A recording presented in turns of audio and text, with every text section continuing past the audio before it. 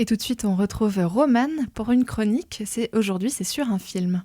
Aujourd'hui, on parle de Mélanie Offret et du film Les Petites Victoires. Mélanie Offret est une réalisatrice française, mais surtout bretonne, née à Plescope dans le Morbihan, ce qui nous sera rappelé dans ses films puisqu'ils sont tournés en Bretagne, notamment à Corlay dans les Côtes-d'Armor ou encore au Juche dans le Finistère. Et on a entendu parler d'elle récemment avec son nouveau film Les Petites Victoires, qui parle d'une institutrice qui est aussi mère d'un village breton, Kerguen, où son école se voit menacée d'être fermée. À son actif, Mélanie Offret n'a pas une grosse filmographie puisqu'elle n'a sorti que 2 films et pourtant ces 2 ont réussi à toucher le cœur des Français de par leur authenticité et surtout car ce sont 2 films qui défendent les campagnes oubliées. Malgré un décor breton affirmé et des films tournés exclusivement en Bretagne, elle a réussi à parler de problèmes qui touchent toute la France, notamment avec son premier film Roxane, qui a très vite fait parler de lui dans sa sortie en 2019. Ce film, ça parle d'un agriculteur qui va jouer avec sa poule Roxane dans une pièce de théâtre, qui va tenter de faire le buzz avec sur Internet pour se sortir de l'eau. Et malgré l'allure burlesque qu'a cette histoire et ce film, ça a beaucoup touché les gens, parce que ça dénonce des vrais problèmes, notamment vis-à-vis des agriculteurs qui souvent travaillent très dur et sont payés très peu. Ensuite, Mélanie Offret, c'est aussi Les Petites Victoires, un film qui est sorti début mars 2023.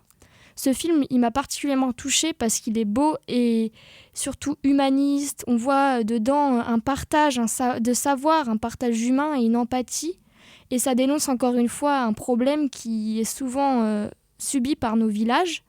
Les Petites Victoires, ça a été écrit suite à une histoire vraie où une école a, pour ne pas fermer, inscrit des moutons pour avoir le nombre d'élèves suffisant à la rentrée. Et à travers ce film, il y a un combat de beaucoup de nos campagnes, du coup. Mais aussi, on peut voir la solitude, ce que c'est un deuil. Et surtout, ça met en scène à travers l'humour un homme qui vient apprendre à lire et à écrire malgré ses 60 ans. Comme quoi, il n'y a pas d'âge pour apprendre. Et si vous voulez de l'émotion, de l'authenticité tout en passant du rire aux larmes, je vous conseille d'aller voir ce film, Les Petites Victoires. Et je vous laisse avec la bande-annonce. J'ai une bonne nouvelle. Je me suis arrangée avec la boulangerie de Boirec.